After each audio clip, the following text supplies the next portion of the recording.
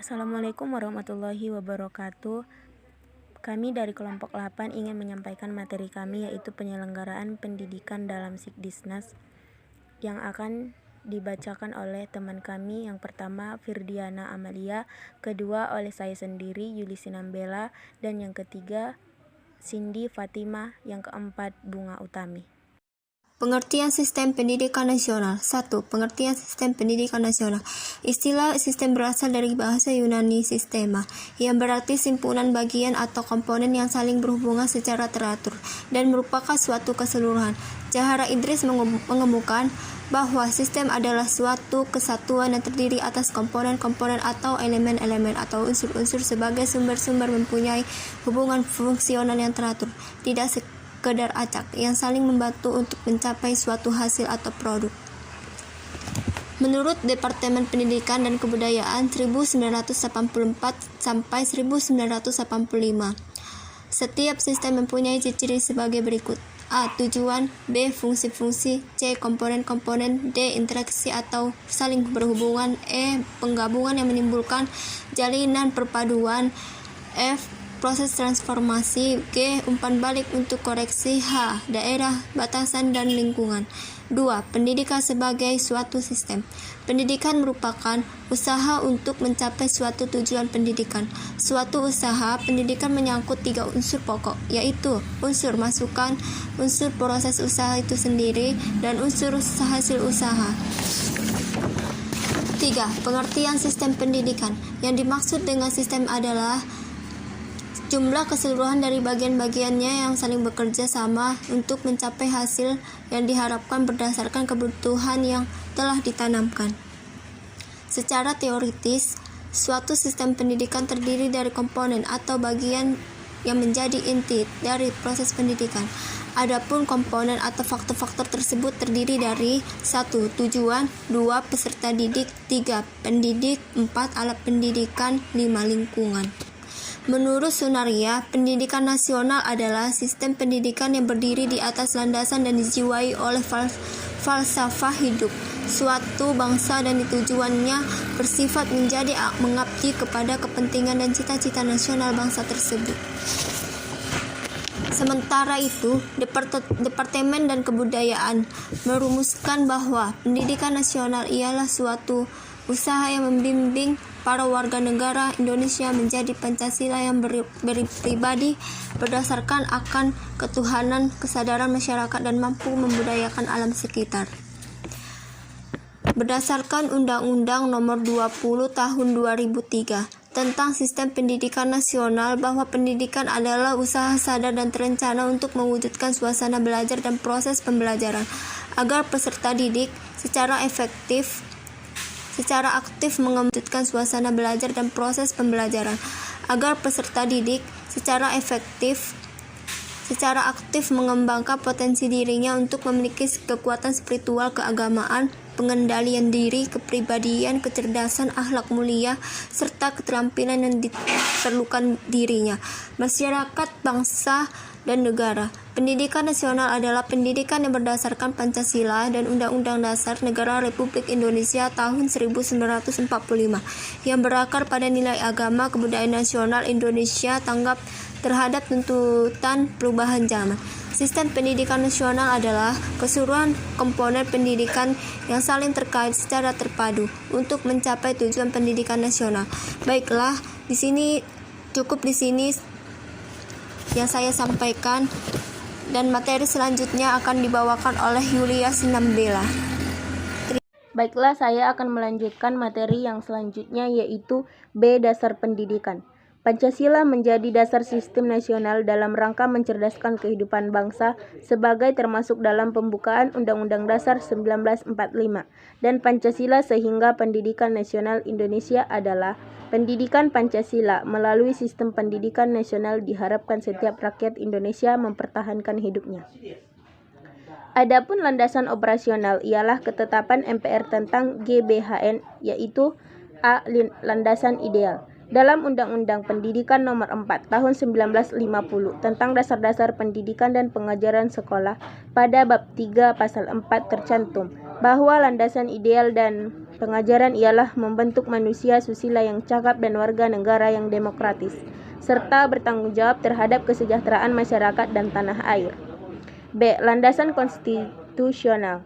Pendidikan nasional didasarkan atas landasan konstitusional atau Undang-Undang Dasar 1945 pada bab 8 pasal 31 yang berbunyi ayat 1. Tiap-tiap warga negara berhak mendapatkan pengajaran. Ayat 2. Pemerintah mengusahakan dan menyelenggarakan suatu sistem pengajaran nasional yang ditetapkan dengan undang-undang.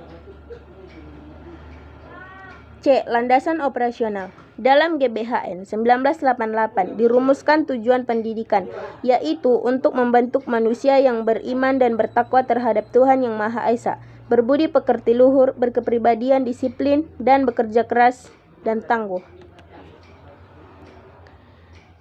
B. Asas-asas pelaksanaan. Pendidikan nasional dilaksanakan dengan memperhatikan asas-asas pelaksanaan seperti berikut. Asas semesta menyeluruh dan terpadu, asas pendidikan seumur hidup, dan asas pendidikan berlangsung dalam lingkup rumah tangga. D. Tujuan dan fungsi pendidikan nasional. Fungsi pendidikan nasional adalah sebagai alat membangun pribadi, pengembangan warga negara, pengembangan kebudayaan, dan pengembangan bangsa Indonesia. 2. Menurut Undang-Undang Republik Indonesia Nomor 2 Tahun 1989, Bab 2 Pasal 3, yaitu pendidikan nasional berfungsi untuk mengembangkan kemampuan serta meningkatkan mutu kehidupan dan bermartabat bangsa Indonesia dalam rangka upaya mewujudkan tujuan nasional. E. Visi dan misi sistem pendidikan nasional. Visi sistem pendidikan nasional: terwujudnya sistem pendidikan sebagai peranata sosial yang kuat dan berwibawa untuk memberdayakan semua warga negara Indonesia berkembang menjadi manusia yang berkualitas sehingga mampu dan proaktif menjawab tantangan zaman yang selalu berubah. Misi sistem pendidikan nasional yaitu 1. Mengupayakan perluasan dan pemerataan kesempatan memperoleh pendidikan yang bermutu seluruh rakyat Indonesia. 2. Membantu dan memfasilitasi pengembangan potensi anak bangsa secara utuh sejak usia dini sampai akhir hayat dalam rangka mewujudkan masyarakat belajar. 3. Mengaktifkan kesiapan, masukan, dan kualitas proses pendidikan untuk mengoptimalkan pembentukan kepribadian bermoral. 4. Meningkatkan keprofesionalan dan akuntabilitas lembaga pendidikan sebagai pusat pembudayaan ilmu pengetahuan, keterampilan, pengalaman, sikap, dan nilai berdasarkan standar nasional dan global. 5. Memberdayakan peran serta masyarakat dalam penyelenggaraan pendidikan berdasarkan prinsip otonomi dan konteks Negara Kesatuan Republik Indonesia. Sekian dari saya dan akan dilanjutkan oleh teman kami yang berikutnya. Saya Cindy Fatima Juniarap akan melanjutkan materi selanjutnya, yaitu komponen-komponen dan sarana penunjang komponen-komponen sistem pendidikan nasional. Komponen-komponen sistem pendidikan nasional tersebut dapat dibagi dalam dua golongan besar, yaitu satuan pendidikan sekolah dan satuan pendidikan luar sekolah. Satuan pendidikan sekolah merupakan bagian dari sistem pendidikan yang bersifat formal, berjenjang, dan berkesinambungan.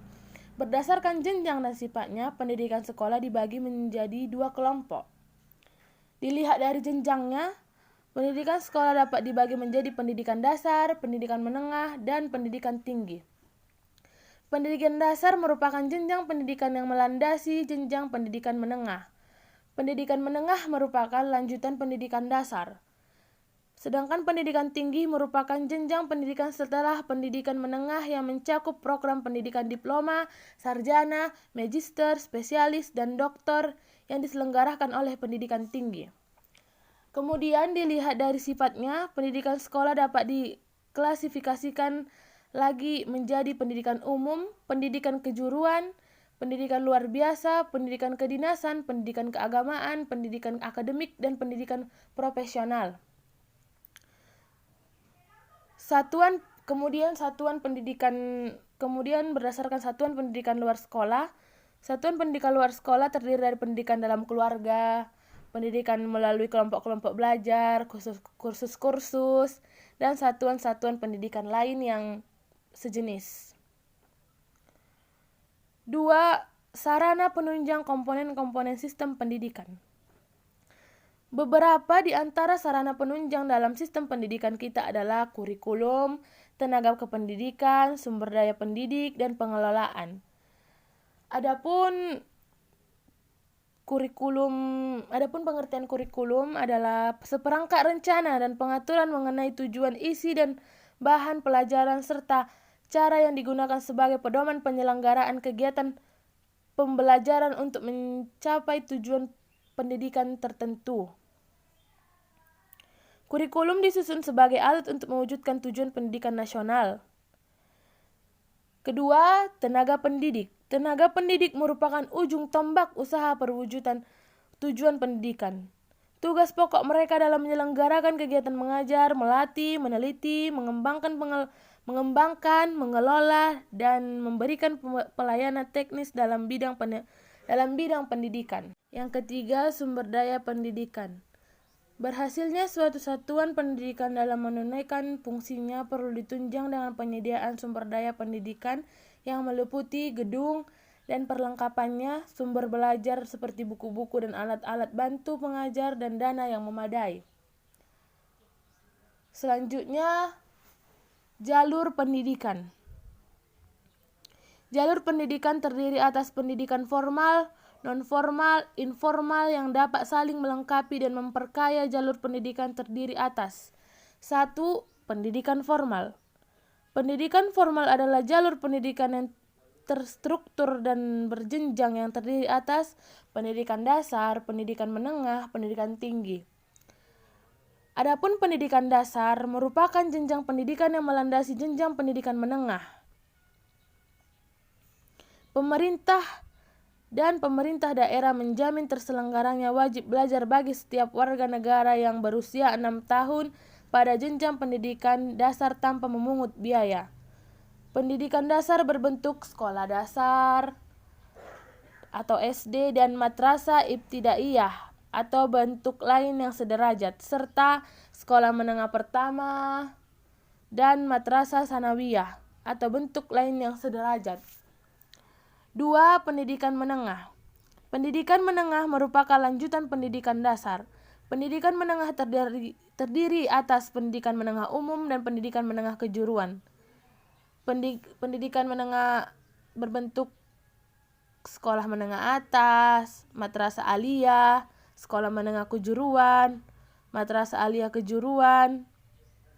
3. Pendidikan tinggi. Pendidikan tinggi merupakan jenjang pendidikan setelah pendidikan menengah yang mencakup program pendidikan diploma, sarjana, magister, spesialis, dan doktor yang diselenggarakan oleh perguruan tinggi. Perguruan tinggi dapat berbentuk akademi, politeknik, sekolah tinggi, institut, universitas. Assalamualaikum warahmatullahi wabarakatuh. Perkenalkan, nama saya Bunga Utami Siregar, Prodi PGSD. Saya di sini akan melanjutkan hasil presentasi kami. 2. Pendidikan non formal. Pendidikan non formal adalah jalur pendidikan di luar pendidikan formal yang dapat dilaksanakan secara struktur ataupun dan berjenjang. Pendidikan non formal diselenggarakan bagi warga masyarakat yang memerlukan layanan pendidikan yang berfungsi sebagai pengganti penambah dan pelengkap pendidikan non formal. Pendidikan formal dalam rangka mendukung pendidikan sepanjang hayat. Pendidikan non formal meliputi pendidikan kecakapan hidup, anak usia dini, pemberdayaan perempuan, pendidikan keterampilan dan pelatihan kerja. Satuan pendidikan non formal terdiri atas lembaga kursus, lembaga pelatih, lembaga belajar, kelompok belajar, pusat kegiatan belajar masyarakat, dan majelis taklim serta satuan pendidikan yang sejenisnya. 3. Pendidikan informal. Pendidikan informal adalah jalur pendidikan keluarga dan lingkungan. Kegiatan pendidikan informal yang dilakukan oleh keluarga dan lingkungan berbentuk kegiatan belajar secara mandiri. Hasil pendidikan informal diakui sama dengan pendidikan formal dan non-formal, serta setelah peserta didik lulus ujian sesuai dengan standar nasional pendidikan. 1. Sistem pendidikan Indonesia saat ini. Sistem pendidikan yang berlangsung saat ini masih cenderung mengeksploitasikan peserta didik.